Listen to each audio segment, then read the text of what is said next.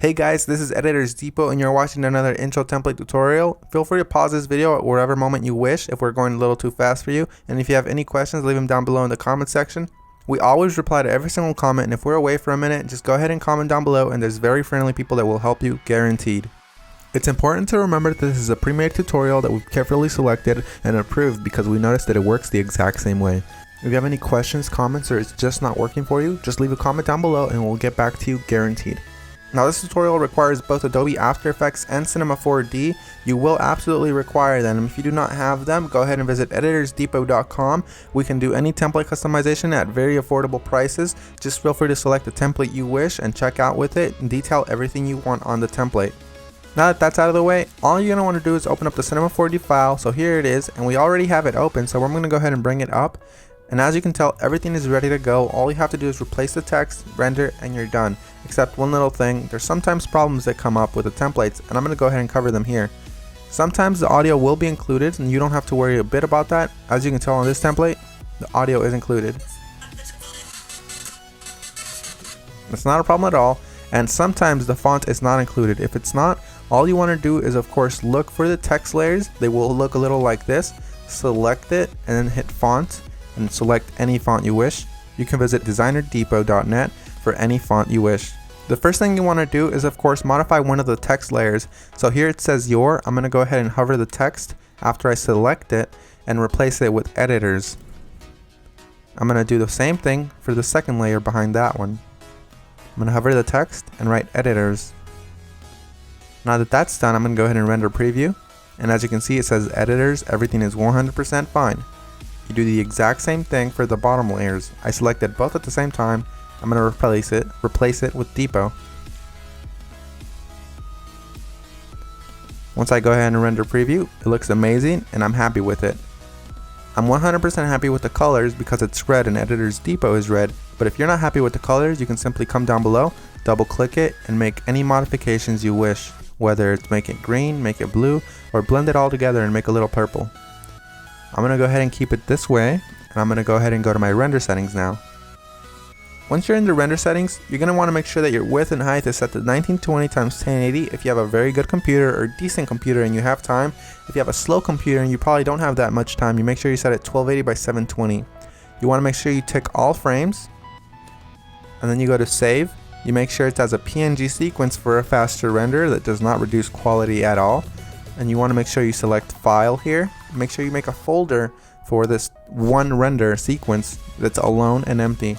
Mine is template render, and I'm going to name my every single sequence render.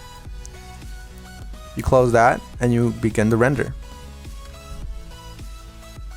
While it finishes rendering, I'm going to go ahead and open up my Adobe After Effects file and go ahead and get started with that for you guys. As you can see, that says that there's two files missing, so I'm going to go ahead and find them for my computer. So I'm going to wait for it to load, and as you can see, it says here that the audio is missing. I'm going to go ahead and double click the file, and I'm going to find it for the computer. It should be included in the template, and if it's not included, we're sorry and we're going to do our best to try to help you, but if it's not, you can go ahead and include any audio you want. As you can see here, it's not included, so I'm going to go ahead and just drag in one of my copyright-free files that I have in my library. You can use the one that we're using for this tutorial. Another really quick tip you can actually follow is just close this, right click the file, and go to rename. You can actually copy the entire name if it still has the original name of the song. Then you go back to YouTube, you paste that there, and you download the file from there. You want to make sure it's copyright free and you're not breaking any laws though. Once you've gone ahead and replaced your song, you're going to want to go ahead and replace the other thing that was missing, which is of course the PNG sequence. It might be a PNG file, .png, or it might be an MP4 file, or anything within those regards, like QuickTime for example.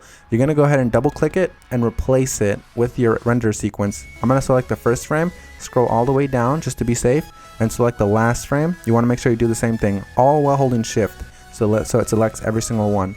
You make sure you tick on sequence here where it says PNG sequence. You should have that option for Windows as well. You hit open and it will import every single one and it'll make it look like a video. That makes your render much faster and it looks the exact same. So we're 100% done. Assuming you have every single one of the plugins required, you're 100% done, and if you don't, you're going to have a black screen similar to this. But if you do have a black screen similar to this, you're going to just want to make sure you troubleshoot it by turning off or turning back on whatever adjustment layers might be messing up your entire video. As you can see here, all of the adjustment layers, one of them within these messed up the entire render, so I'm going to go ahead and turn them on one by one. That one's fine, that one's fine. This one's the problem here. So you make sure you turn them back on, and you're done. So I had one layer that messed everything up, and that's because I do not have the correct plugin. You want to make sure you fix that, and you want to make sure you don't run into that problem again. And finish the composition by adding it to the media encoder queue. That pretty much summarizes our video, guys. I hope you all enjoyed it, and if you did, remember, drop a thumbs up if you liked it. Drop a thumbs up if you are a fan of us and you like what we're doing. And guys, we really appreciate every single one of you from the bottom of our hearts. We really appreciate every single one of you guys, whether you're liking this video, disliking, or you just left and you didn't even watch this tutorial, guys. Hope you all have an amazing day, and as always, this is Maurice. Visit EditorsDepot.com for any customization of templates, and have an amazing day. Take care, guys.